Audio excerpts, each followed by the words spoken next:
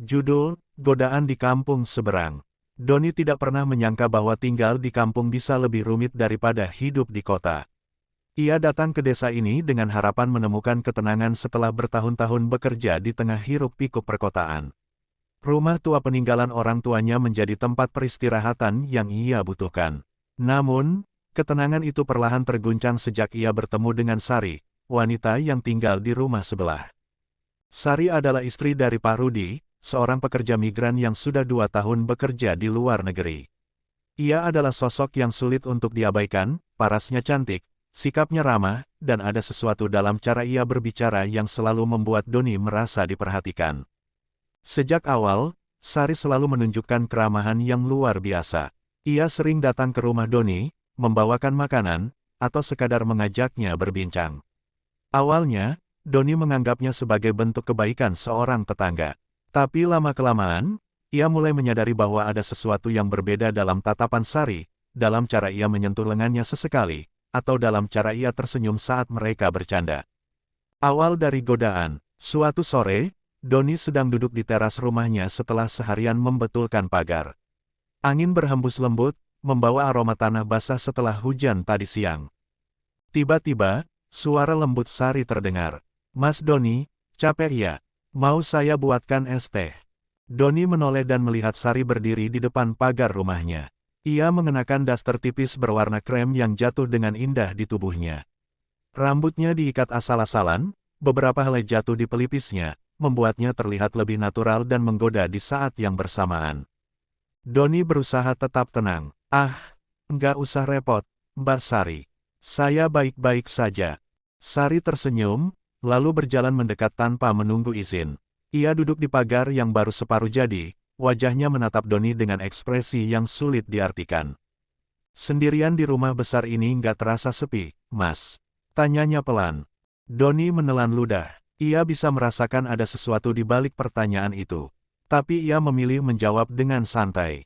"Kadang, tapi aku sudah terbiasa." Sari tertawa kecil. "Beruntung sekali. Aku tidak pernah bisa terbiasa dengan kesepian." Doni menatapnya lebih lama kali ini. Ada kesedihan di mata Sari, kesedihan yang mungkin tidak pernah ia ceritakan kepada siapapun. 2 tahun tanpa suami, hidup sendiri, tanpa seseorang yang bisa diajak berbagi cerita. Sari menunduk, memainkan ujung dasternya dengan jemarinya yang lentik. "Kadang, aku berharap ada seseorang yang bisa menemani, setidaknya mendengarkan." Doni ingin mengatakan sesuatu, tapi kata-katanya tertahan saat Sari tiba-tiba menyentuh tangannya. Sentuhan itu ringan, tapi cukup untuk membuat napas Doni tercekat. "Mas Doni," bisiknya. Doni tahu ia harus menarik diri. Ia tahu ia harus menjaga batas ini sebelum semuanya menjadi terlalu rumit. Tapi di saat yang sama, ada sesuatu dalam dirinya yang enggan melepaskan momen ini.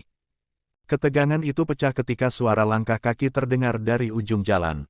Sari langsung menarik tangannya, lalu tersenyum tipis sebelum bangkit dari duduknya. "Aku pulang dulu, Mas," katanya sebelum berjalan pergi, meninggalkan Doni yang masih berusaha memahami apa yang baru saja terjadi. Semakin dekat, sejak sore itu, Doni merasa ada sesuatu yang berubah. Sari semakin sering datang, semakin berani menunjukkan perhatiannya. Suatu malam, hujan turun deras. Doni sedang duduk di ruang tamunya ketika terdengar ketukan pelan di pintu. Ia membuka pintu dan menemukan Sari berdiri di sana, tubuhnya sedikit basah karena hujan. "Mas Doni, aku takut sendirian di rumah. Boleh aku masuk sebentar?" Doni ragu sejenak, tetapi akhirnya mengangguk dan membukakan pintu. Sari masuk, mengusap lengannya yang basah, lalu duduk di sofa. "Listrik di rumahku mati," katanya pelan. "Dan aku takut sendirian dalam gelap." Doni bisa merasakan detak jantungnya sendiri. Hujan deras di luar menciptakan suasana yang semakin intim. "Mbak Sari, mungkin lebih baik aku antar ke rumah Bu RT. Biar nggak sendirian." Sari menatapnya dengan tatapan penuh arti. "Kenapa Mas Doni selalu mencoba menjauh?" tanyanya dengan suara pelan. "Apa aku mengganggu?"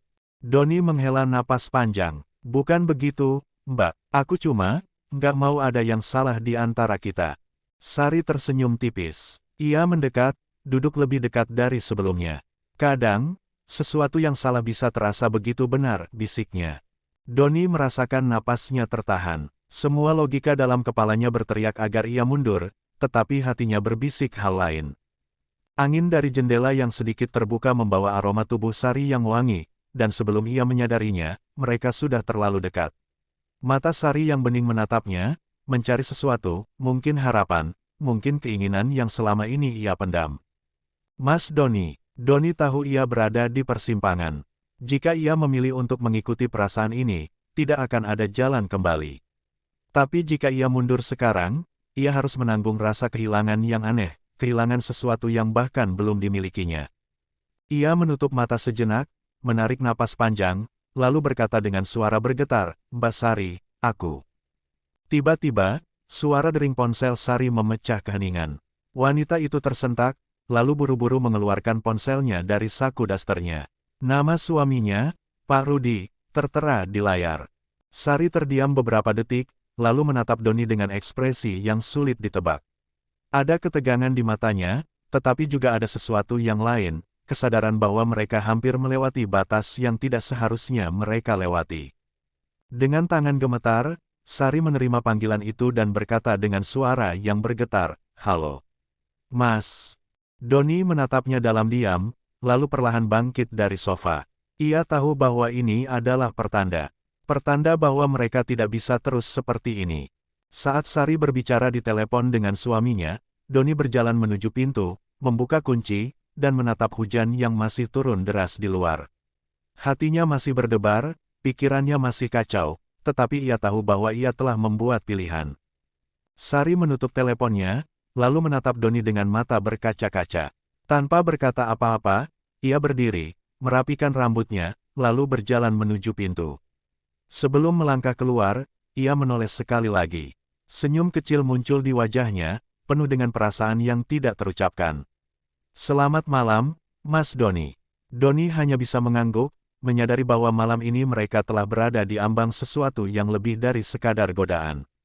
Dan untungnya, mereka memilih untuk tidak melewatinya.